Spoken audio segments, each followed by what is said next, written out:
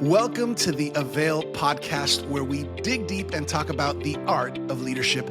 My name is Virgil Sierra, your AVAIL Podcast host and lead pastor of Vertical Church, aka Iglesia Vertical in South Florida. Today, we're sitting down with Sean Lovejoy. Pastor Shawn is the founder and CEO of Courage to Lead. And in this episode, we're going to discuss a little bit about one of my favorite books, Building a Killer Team, and the three components of an unstoppable organization. So lean in, leaders, and let's get started. Pastor Shawn, it is an honor to have you back on the AVAIL Podcast. How are you feeling? Hey, great to call you a friend. Not everybody you have on this podcast has met the real Virgil in person, but I've met you in person. And it's been an honor to get to know you, your family, your sweet wife. She might be a better leader than you. I'm just saying.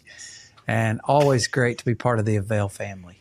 Yeah, it is. It is. We love you, Pastor Shawn. And I want to just say before we jump in a little bit to let the audience know you a little bit and talk a little bit leadership here, you have made an impact on my life and my leadership. And I am a better pastor today. I'm a better leader. I would even say I'm a better husband in ministry because of what I've learned from you. Your ministry, the organization that you have the privilege of leading. And I don't just say that, you really are a blessing to my life, and your resources, your ministry, and your heart are a real blessing. So I want to get that out because I think it's important to be honest and share that with you. You are a blessing. Now, I want my people, the AVAIL audience who love to connect and kind of lean in. For any of them who maybe are just getting to know you, tell us a little bit about where you are and what you're doing right now in life. Yeah, so many people are familiar with my story. I was a real estate developer, turned church planter, turned mega church pastor, turned coach. I started a coaching organization as a side hustle. I've been coaching pastors now for 24 years. And a lot of people don't know this part of my story, but John Maxwell's right-hand guy, Dan Ryland, who was his executive pastor at Skyline Wesleyan Church, he was one of my first coaches. Wow. And I told him when I was in my 20s, Virgil. Do you know this part of my story? No. But I told him, he said, what do you want to do? I said, when I grow up, I want to be like you. Like I want to be a coach. I see myself having a career beyond pastoring. So I launched a coaching company as a side hustle in my 20s. And it grew so much. You know, I think spiritual gifts bubble up. And over time, I realized I'm a pretty good preacher, pretty good. But I'm a really good coach. And Courage to Lead was growing like crazy. And so made a prayerful decision 11 years ago to hand it off. And we just celebrated our 10-year anniversary full-time. Wow. Courage to Lead. And now we coach kingdom marketplace companies. Wow. And the tens of millions, we're multi-billion-dollar companies that we have under our portfolio right now. It's amazing.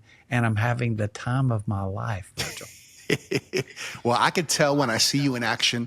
I've been to some of your events, some of the conferences, and I've had the privilege of sitting around a table with you as well, with just high-level leaders. Yeah. And I can see God's favor and grace that He's given you in this area, especially because you're very passionate about it. You light up when you're talking leadership, which is why I love having you here. And quick shout out to Pastor Dan Ryland, who has been a guest on the AVAIL Podcast and also an inspiration in my life as well. What a great leader. Now, this book I'm holding in my hands, I got two because I always have one of these handy. No, I'm not lying here. Everybody on my team has one of these, and when a new person comes on, they get one of these. And when I have a good friend who's like, hey, what are you reading? What's helping you? I give them one of these, Building a Killer Team Without Killing Yourself or Your Team, which I think is a wise choice. Before we jump into the heart of today's message, can you talk to us about this book?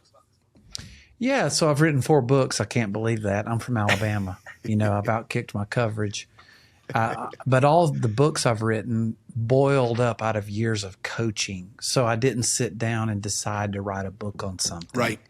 It was more like get out there, teach it in coffee shops and conference tables and, classrooms and what's most helpful, package it, edit it, put it in book form. And so that's what we did with Killer Team. It was things we've been coaching and teaching on for over a decade. Mm-hmm. And we took the best gold and put it together, the coaching aspect of it. Now we call it the killer team operating system, because it's a whole ecosystem to build into your culture. And we like to say, I say in the book, a staff doesn't make a team, but it can become one.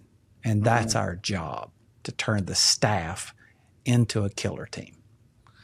Yeah, I love that. I love, one of the things I appreciate about you specifically, Shawn, and your style is that, and maybe it goes to that versatility of your experience in ministry, in the marketplace, and in coaching, but you're really good at giving us handles. You're really good at making things practical.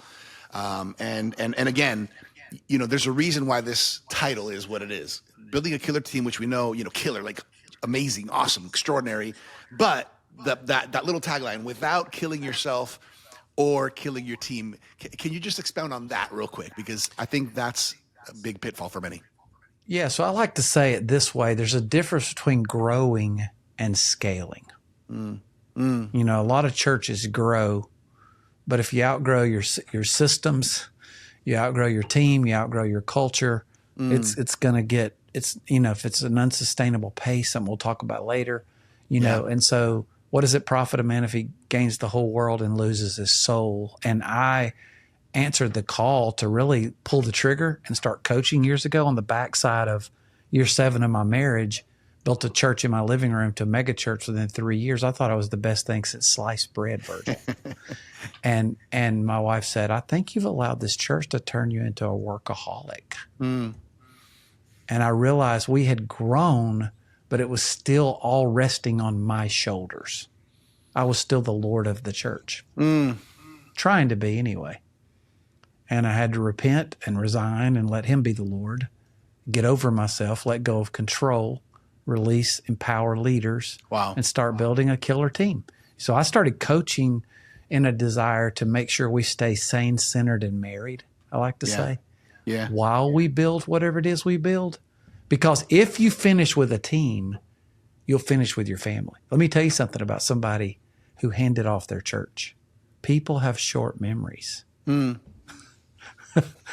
You think they love you, okay? But what they really love is your gift. And when you hand it off the baton and you leave, you're yesterday's news. They don't mean to be that way. Right. But they're going to move on. So the reason why it's so important, without killing yourself or your team, like you got to have the respect of those closest to you. So I have relationships with the staff that worked for me during that season and my family. You know what I'm saying? Those can last forever. But if I lose the respect of those two while I'm building this big thing, and then all the fair weather fans leave, then I have nothing to hang on to. Huge. That's huge. Now I know that there's something been kind of brewing and cooking in your heart. 3 components of an unstoppable organization. Let's unpack that, because I'm already taking notes as we're doing this. But leaders, as you're listening or watching this, come on, take some notes here. Yeah, so it's what we've really kind of begun to focus a lot of our coaching on lately. Just like Jesus said, if you build my church, the gates of hell, won't, what's the word? Prevail. Won't prevail against it. So there are 3 things that have got to be in place: synergy, scalability, and sustainability. Synergy is really about alignment. Yep. Jesus prayed we'd be one. Acts chapter 2, the church is together. They had everything in common, which is an insane comment to make, because they were all different races, different backgrounds. They didn't have anything in common. but blood is thicker than water. The Spirit's thicker than blood.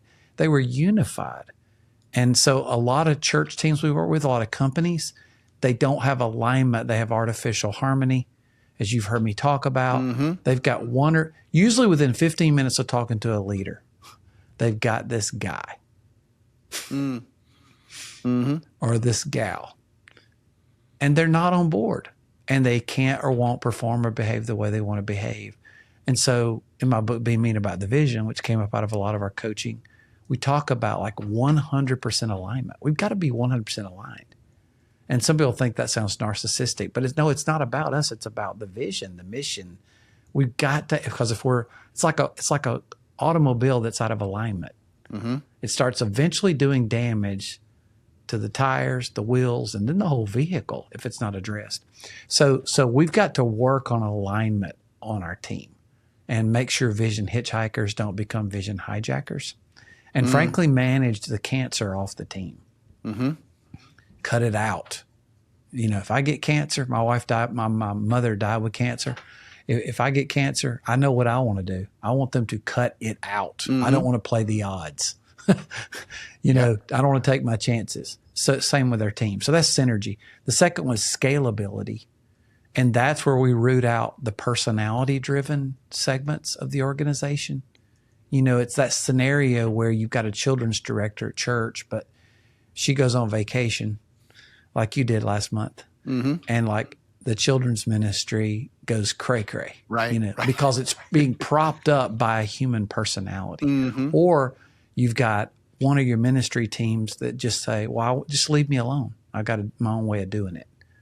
But you don't get that right when you work for Starbucks or McDonald's. They know you can't scale a person's one way of doing things. So we work on clarity, we work on accountability, and we drive up, the ability to really be scalable. And that's the best opportunity for the organization to outlive you. For example, when I was pastoring, I recognized, number one, preaching wasn't my best gift. But two, I recognized I was probably going to hand off the church before I was old and decrepit. So we had 4 campuses, but they were all live teaching. And so I'm able to hand off the church. I did a succession at 45, Virgil, as you know. And the church survived. It's doing the best it's ever done. It's doing better without me. We have one of our campuses that's averaging by itself thousands of people that I helped launch, and I never taught in person or broadcasted myself there. Wow. So I built it on a mission and on systems and on a process versus a man or a woman. And so it's your best opportunity to outlive you when you build a scalable ministry stream or organization.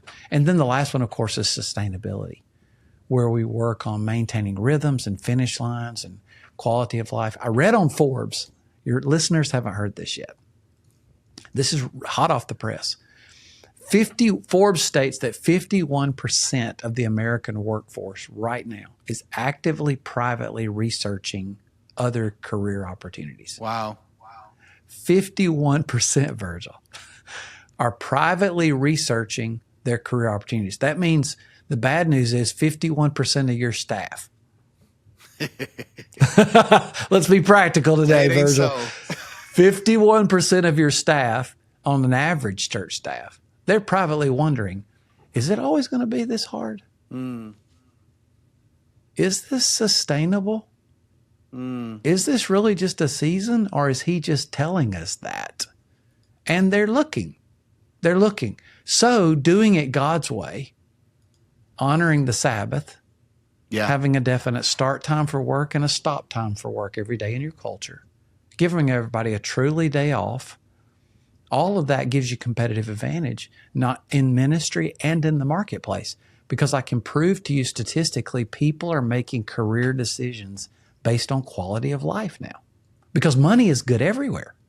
The money's good everywhere. So what is the determining factor to recruit and keep the best talent? It's a quality of life inside the team that you provide. And so I'm able to provide that for a team and coaches. And you mentioned offline, having met some of our coaching team and some of our directional leadership team, they're all brilliant. And they will tell you they're on my team not because I'm smarter than them, but because they have a higher, all of them left bigger organizations to come be on my team. They joined my team because there's a higher quality of life here. Yeah. So that's the sustainability piece. So every day we get up and we work on synergy, scalability, and sustainability. Much longer answer than what you thought I was going to give. No. That's perfect. That probably pegs a lot of other questions. Yeah. And you unpacked kind of the heart of what you've been processing. I love here's my perspective. As a pastor, as a lead pastor right now, I'm thinking through so many things, but hearing from you're helping continuously lead pastors, lead leaders, both in ministry and marketplace. So you are almost naturally ahead of the. You're kind of ahead because I'm sure you're seeing all sizes of churches, all styles and types. So I love gleaning from you what you're seeing, and you're telling us right now, hey, to build an unstoppable team, we got to pay attention to these three things. Of these three, synergy, scalability, sustainability, which one do you see leaders struggle with the most? It depends on our wiring and our gifting. You know, the scary part is the only point at which I disagree with John Maxwell Virgil, and he would tell you offline we actually agree, but he's big on saying just focus on your strengths. You know, but I never had a pastor say to me in 20 years of coaching pastors, what took me down was my strengths. No, it was the area that they didn't pay attention to. You know, so some of us are better at sustainability. We love people. We're culture builders. You know, everybody likes us. We warm up the room when we come in with our staff. But that's propped up by our personality. We need to work on scalability of that. You know what I'm saying? Because it's there when we're there and not there when we're not there. You know what I'm saying? Others are brilliant at systems, you know, scaling things. We probably need to work on, you know, perhaps synergy, the alignment piece, you know, or sustainability. So we need to kind of assess ourselves, not where we're strong, but like where am I most weak, and pay more attention to that, because you'll lose momentum and then implode based on your weakest area. That's good. Based on your weakest area. Yeah, I was telling you before we started recording that I recently was on a family vacation, and actually together with my wife, who we pastored together, we've actually been out a little under a month, and I remember years ago sitting down with a mentor, one of those who's been on this journey a few decades longer, and has had a good journey and a good story and good health. And he told me, I remember this, maybe about 7 or 8 years ago, he said, Virgil, you need to get to the point, and you just touched on this, where you can be off and the church is going to be not only well or fine, maybe even better, because of the right people in the right place. It doesn't depend on you. And I remember that in the moment, I didn't conceive that, because everything so depended on me at that time, in my new role, and I could see now how that helped me, because we took our first sabbatical in 2022, and from then on we have this rhythm now that's been really, really helpful. So I love that you said that, because I wonder from your experience, Pastor Shawn, how many lead pastors out there? I'm curious to hear your thoughts. What percentage of lead pastors do you think are able to step away for a month, whether it's vacation, and the organization is going to be okay? I read a startling statistic, last month. We're recording this into the summer 2025. I was watching the Southern Baptist Convention online. It's just the largest denomination in the United States. And 88% of churches average less than 188 people. 88% of churches, less than 188 people. And I know why. Because it's all one family can do. And my observation is the average church in America that runs 200 people, it's not because can't preach and can't sing on Sundays. It's just all one family can do. When Jesus got ready to change the world, he built a team. But how many classes did you and I take in seminary on team building? Right. Right. Zero. So that's why I'm so passionate about building a team, because that is your legacy. And if you don't do that, your mission will die with you. It would have died with Jesus. It would have died with Jesus. That's why he's always stiff-arming the crowds to be with the 12. And then he's stiff-arming 9 of them to be with the 3. Peter, James, and John, because he knew it was going to be really 3 guys. They were going to keep the band together and keep the movement going. And so most pastors are just like 3 people away. There's 3 people away. 3 people away from really the church not reverting back to where, and them losing everything they built the day after they're gone. That's what's at stake. Wow, that puts a lot into perspective. There's all kinds of pastors and ministry leaders leaning in, even marketplace leaders leaning into our podcast. And I think you're giving us a lot of food for our thought, Shawn. Going back on this concept of, I'm curious if there's a reason why you chose the word unstoppable, right? So 3 components of an unstoppable organization, because that's also a significant word, unstoppable. And then they are synergy, scalability, sustainability. Talk to me a little bit about unstoppable, and then as you're coaching right now, coaching pastors, how are you seeing these 3 practically being done well? Yeah.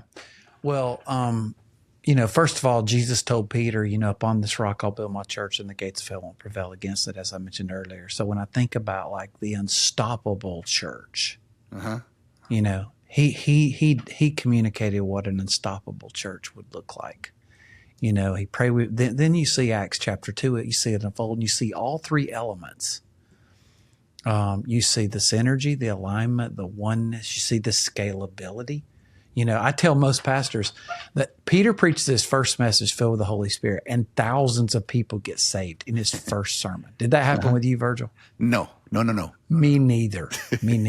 So the bro was gifted, okay? But 3,000 people joined the church in one day. Wow. And they absorbed it without a lot of anxiety. There's not even a speed bump. And I'm asking most pastors, like, could that happen in your church? Whew. Could that happen in your church? Would you have such a simple structure? Would you qualify leaders on the run like they did? Too many pastors, like, you've got to walk on water and turn water into wine to be a small group leader.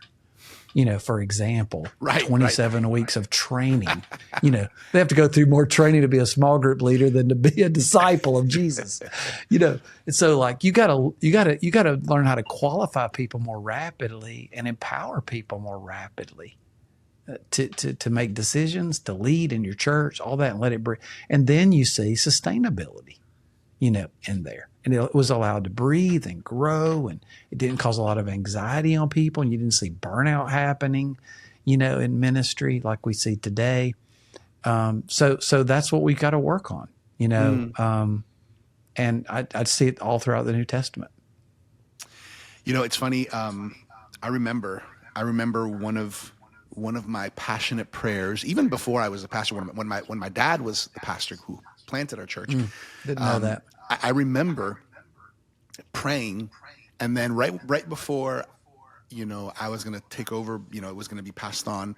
I remember praying, Lord, the harvest, bring the, we want to see growth, and I remember a moment in devotions with the Lord where I felt the Holy Spirit tell me, I wrote it down in my journal. I felt the Holy Spirit tell me, Virg, if I answered your prayer, you wouldn't have the capacity to sustain.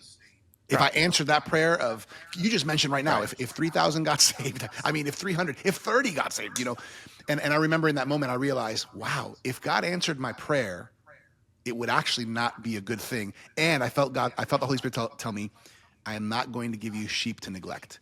And that is when we began to study and learn from churches and pastors that were steps ahead of us. That's when we began to open our eyes and our hearts to systems. That's why our book, like your book, Building a Killer Team, has been so helpful, because once we started to establish the right systems, once we began to pay attention to the stuff that maybe it's not so spiritual on the surf, but really it is biblical, we began to see the growth. We began to see growth in many ways, Shawn. So what you're saying, I remember living it, and I remember that prayer. And I wonder how many might be praying the same prayer. Lord, we want sheep. We want to reach more people. We want it to grow, but haven't done the work to prepare for? Because you don't do the work after they come. You gotta be ready for the growth to come. And I'm curious as to what your thoughts on that. Like, just how do we prepare our churches for that harvest? Yeah, well, I'd love to speak to something you said, because I think it's an error in our theology to think that systems are secular. Mm-hmm. And I'd love to just give a couple biblical metaphors or examples to prove my point, okay? So every time God did a miracle in Scripture, there was a God component, but there was a human component. Every single time. He never just waved his magic wand. Even Jesus healing people, like they had to go wash in the river, they had to go do this. He required an act of obedience, a risk. So there was a human component and a God component. All right. So when it comes to like growing our churches, for example, there's a God component. There's a part only God can do. We can't save people. Right. And if it's all hype, if it's propped up by hype, people read through that pretty quickly these days. False prophets get found out these days, especially in social media. So God's got to do his part. But the question is, if we're not growing, is it because God's not doing his part? Or because we're not doing our part? Are we healthy enough to handle the pace of a growing church? Do we have enough leaders in place? I tell leaders, if you want to see your church grow by 300 people, you don't want to put more than 10 or 12 in a small group. So do you have 30 couples recruited and trained as small group leaders ready? Which leads me back to the Old Testament, 2 Kings chapter 4. The prophet tells Elisha the prophet tells the widow, hey, go collect as many jars as you can. And he says, start pouring the oil out of the one jar that you have. And so when the number of prepared jars ran out, the oil stopped flowing. So our goal is not to try to set an attendance goal. I think that's a God thing. But our goal is to be positioned and prepared to not limit the oil, the flowing oil. So we need to prepare more empty jars. Let God fill as many as he wants to, but let's create enough infrastructure so that if God wanted to bless and we doubled, that's so good. That's so we could do it.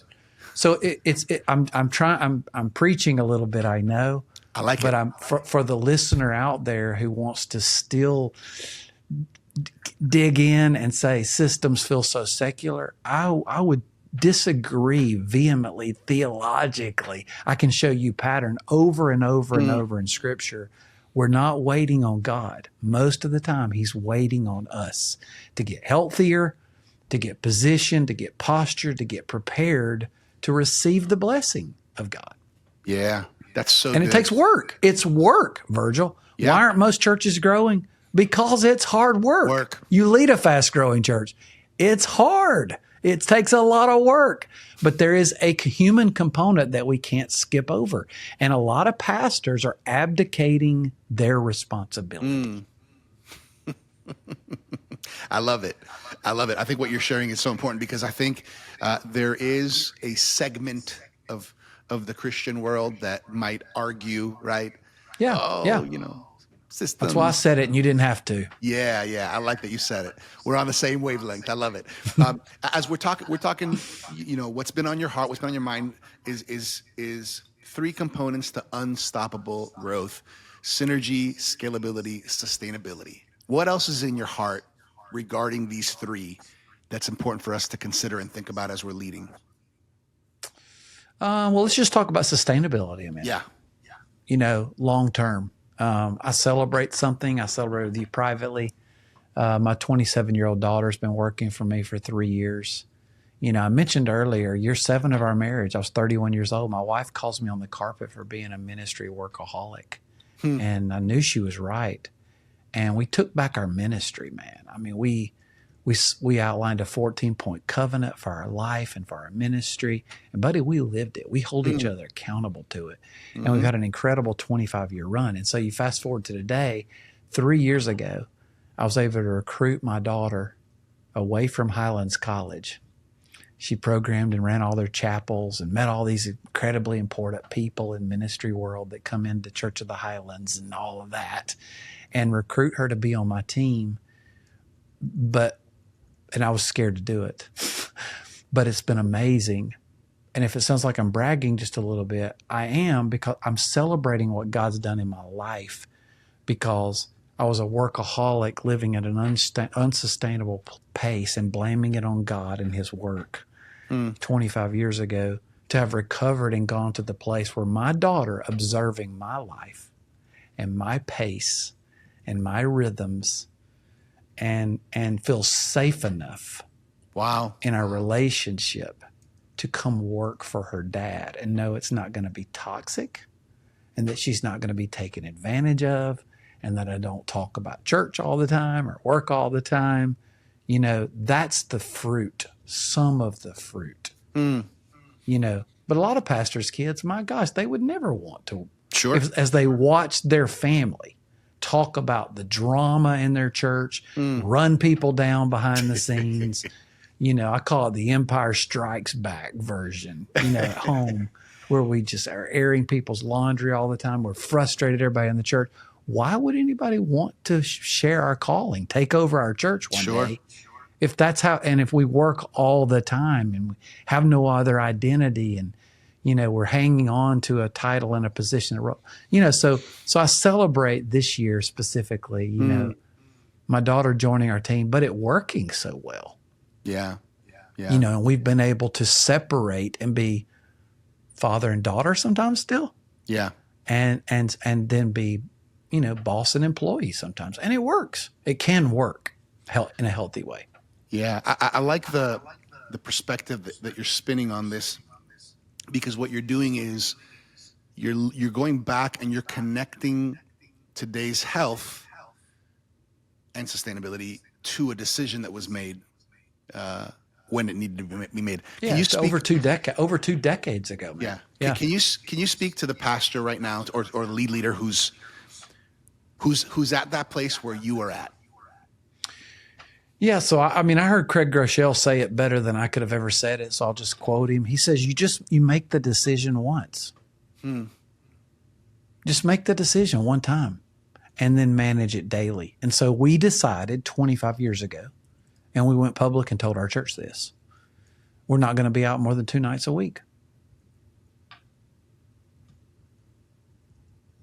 We're not going to be out more than 2 nights a week. That's not a biblical number. It was a decision we made. Right.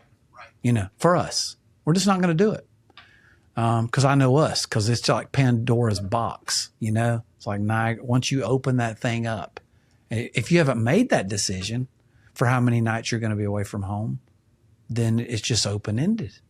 You know, I made a decision 25 years ago. I would never walk in the door at the end of the day still on this device. For 25 years, I've never walked in the door at the end of the day still on my phone. And I have to circle the neighborhood a couple of times. Some days I have to idle in the garage, you know, but I just made the decision. Yeah. So you don't wait until you have the opportunity to make the decision. You just make the decision, and then you ask everybody else to form into it. Because in ministry, especially, one of the things cool, and especially for senior pastors, this is easier for senior pastors. You get to choose who you frustrate. You're going to frustrate people. You're never going to make everybody happy, especially in 2025 and Republicans, Democrats, and everything in between. You know, you're never going to please everybody. But I just chose I wasn't going to frustrate my family. I'm not going to frustrate my family. I'm not going to do it. I don't mind frustrating you, but I'm not going to frustrate my family. If I have to let you down, disappoint you, come on, it hurts a little bit. Yeah. I'm not going to disappoint my wife. I'm not going to disappoint my children. Yeah. And that decision, wow. Huge. It pays dividends. Now my children are grown, and we have like incredible adult relationships with them because of that decision that I made. And did I make a lot of people upset along the way, Virgil? You bet I did. When I wouldn't show up for this, when I wouldn't meet them after hours for counseling, you know, blah, blah, blah, blah, blah, blah, blah. Yeah. All the time. I frustrated people all the time. But I can't tell you the gratification I feel that I made that Wow. decision. Well, you got to choose. You got to choose who you frustrated. I got to choose. And we are victim. We play the victim card way more so than we should. When we have that, everyone has that opportunity to make that choice, to choose who you're going to frustrate. That's such a good word. Just that right there. That's a gold nugget I'm taking away from this conversation, and I'm thankful. I'm thankful, Shawn, that I've been hearing that from people like yourself, from just mentors and pastors and leaders who are steps ahead and are willing to share some of the plays from their playbook and from what they've learned, because it's helped me on my journey. And I can't help but think how many pastors can't say the same.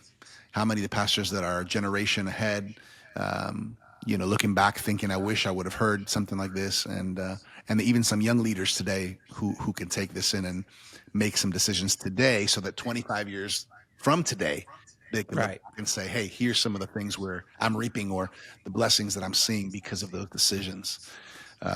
That's so huge. That's so huge. Shawn, when you have a book like Building a Killer Team, when you have, a coaching organization like Courage to Lead, and you're kind of on the front end, you're seeing God's favor upon this. What is before we tell people where they can get the book and all that stuff, what is your heartbeat? What is it that just makes your heart explode with joy and fulfillment? I'm glad you asked that. Here's my mission these days. I don't want my name on anything. I want my fingerprints on everything. Woo! That's my mission right now. I don't care if I get any credit. If you get credit on earth, Bible says you lose heavenly credit. So I would rather get kingdom credit. So I don't want my name on anything. I've coached and am coaching some of the largest and fastest growing churches, in North America.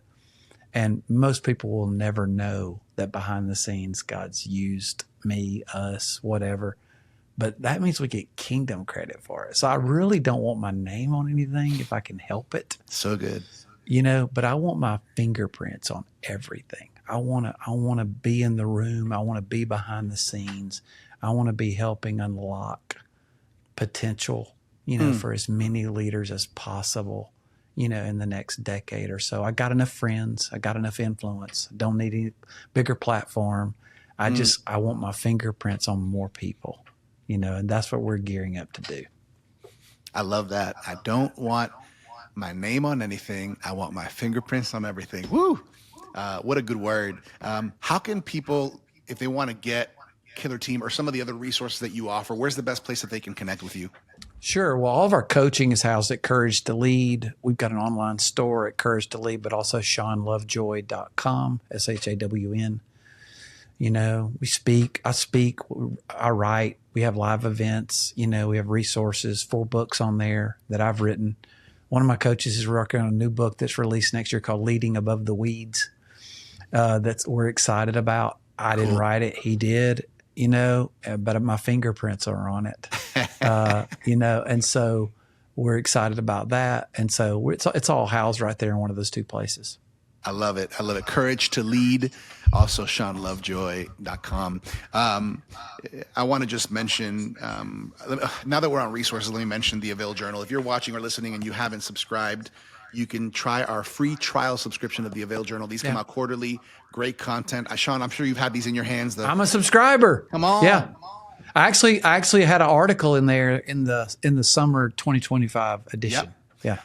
Yeah. For great content like Sean Lovejoy and many of the amazing pastors, authors, and contributors, go to availjournal.com and you can try our free trial subscription. We'd love to resource you to be another resource toolbox in your kit here at AVAIL. And Shawn, I guess my to close off, what do you want to leave on leaders' hearts? This has been a great conversation talking about unstoppable component, 3 components to an unstoppable team: synergy, scalability, sustainability, and a lot more that you've unpacked for us. But what do you want to leave us with as we close off? Well, I named our company Courage to Lead. The most common command in the Bible is do not be afraid. Too many pastors, too many churches make fear-based decisions.